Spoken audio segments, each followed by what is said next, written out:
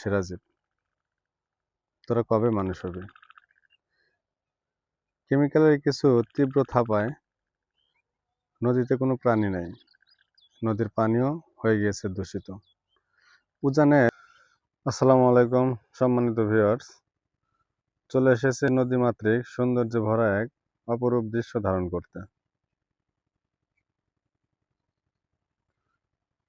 চোখ ধাঁধানো এই সৌন্দর্য শুধু গ্রামে আসলে উপভোগ করা যায়। সবুজ শ্যামল সুফলা এই অপরূপ সৌন্দর্যের কোনো জুড়ি হয় না, যা শহরের কঠিন ইট পাথর কংক্রিটে কোনোভাবেই পাওয়া সম্ভব না। যেদিকে তাকানো যায় সবুজে সবুজে যেন মন প্রাণ ভরে যায়, চোখ জুড়ে যায় অপরূপ এই সৌন্দর্যে। আসলে নদীর এই সৌন্দর্য মন মুগ্ধকর।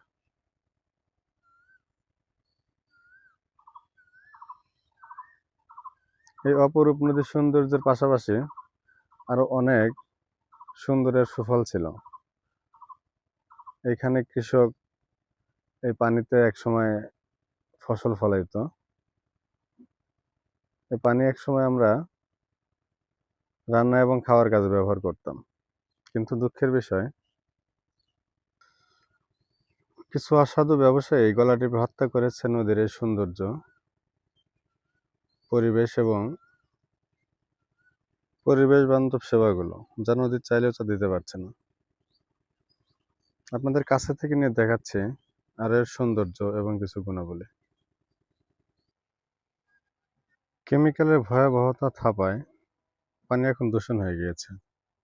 এখন আর চাইলেও পানি দিয়ে ফসল ফলানো যায় না। এই পানি এখন আর কোনো সেবায় ব্যবহৃত হয় না।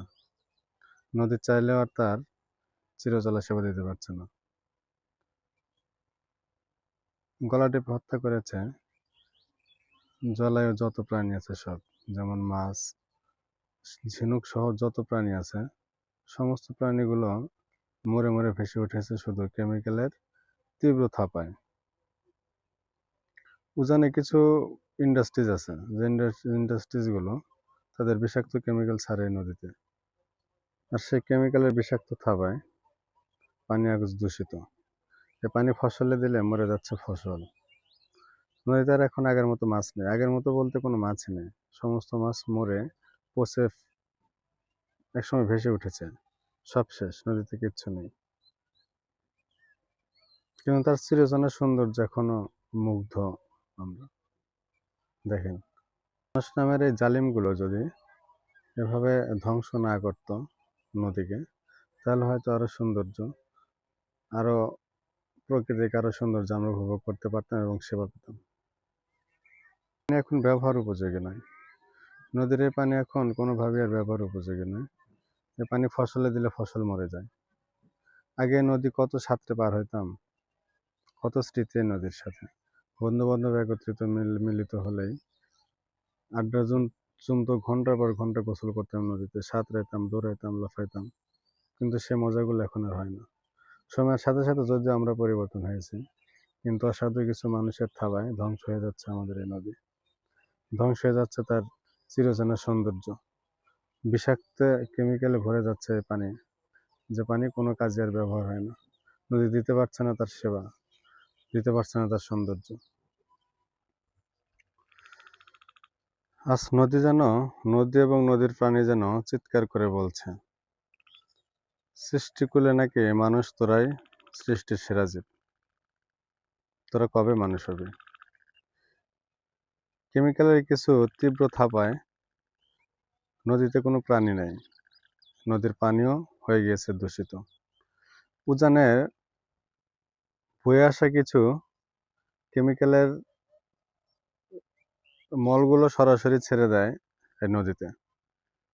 হাতের গোনা কয়েকটি chemical, SR chemical, Majumdar industries, এবং এরকম চার পাঁচটা উজানে চার পাঁচটা এরকম ইন্ডাস্ট্রিয়াল আছে, যারা তাদের কেমিক্যাল বর্জ্যগুলো সরাসরি নদীতে ছাড়ে। না আইটিভিতে পরিশোধন করে, না কোনো কেমিক্যাল কোনোভাবে পরিশোধন করে, সরাসরি তারা নদীতে ছেড়ে দেয়। যার ফলে নদীর যত মাছ সহ যত প্রাণী আছে সমস্ত প্রাণী মরে পচে ওঠে। শুধু তাই নয়, ঝিনুক অনেক শক্ত একটা প্রাণী, সে প্রাণীগুলো মরে মরে ভেসে ওঠে। আর এই নদীর পানি হয়ে গেছে এখন বিষাক্ত। এই পানি আর কোনো ফসলে দেয়া যায় না। ফসলে দিলে ফসল পুড়ে যায়, ফসল পচে যায়। আমরা মানুষ দেখেন নিজের একটু স্বার্থের জন্য কতটা নির্মম হতে পারি। এই নির্মমতা, এই বর্বরতা, ভয়াবহতা আর কত চলে? আর কত? আর কত প্রাণী আর কত মানুষ ধ্বংস হলে এই মানুষ জাতি ভালো হবে? মানুষের কত টাকার প্রয়োজন মানুষের জীবন নষ্ট করে? হাজার হাজার কৃষক একসময় এই নদীতে ছিল তাদের একমাত্র সম্বল। যেমন এই নদীর পানি ব্যবহার করে সেচ কাজে ব্যবহার করত, সমস্ত ফসল নদীর পানির সেচে হইতো। শুধু তাই নয়, হাজার হাজার জেলেরা এই নদীতে মাছ ধরে ধরে সেগুলো বিক্রি করে জীবিকা নির্বাহ করত। কিন্তু এখন নদী নিজেই মরে পচে গেছে। এই নদীতে এখন মানুষ হাত ধুতেও ভয় পায়।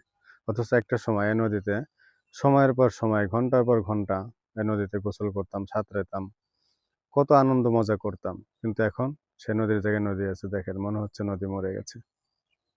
নদীর চিরচেনা সৌন্দর্যের কিছুটা রেশ আছে, কিন্তু তার ভিতরের যে ক্ষমতা, তার যে মানুষের সেবা দেওয়ার যে প্রবণতা, সেটা উঠে গেছে তার মাঝ থেকে। আমরা শুধু অর্থবৃত্ততে বড় হয়েছি, কিন্তু আসলে মানুষ হয়নি। আমি জানি আমার এই কথাগুলো উপর মহলের কোনো জায়গা পর্যন্ত পৌঁছাবে না।